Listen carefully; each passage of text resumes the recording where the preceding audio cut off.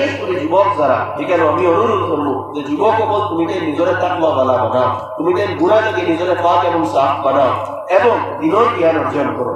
উলামা একরামের লগে নিজরে জুড়ো, উলামা একরামের তত্ত্বাবধানে তুমি সাইটটা জিনিস স্টাডি করো। আমি প্রায় জায়গা কই উলামা একরামের তত্ত্বাবধানে কোরআন স্টাডি করো, কোরআন বোঝার চেষ্টা করো, আল্লাহ রাসূল আলাইহিস সালাতু ওয়াস সালামের সুন্নাত বোঝার চেষ্টা করো। বিশেষ করে দৈনন্দিন জীবনে যেগুলো আমরা লাগে অত্যন্ত প্রয়োজনীয় সেইগুলা পড়ো। আল্লাহ রাসূল আলাইহিস সালাতু ওয়াস সালামের সিরাত পড়ো।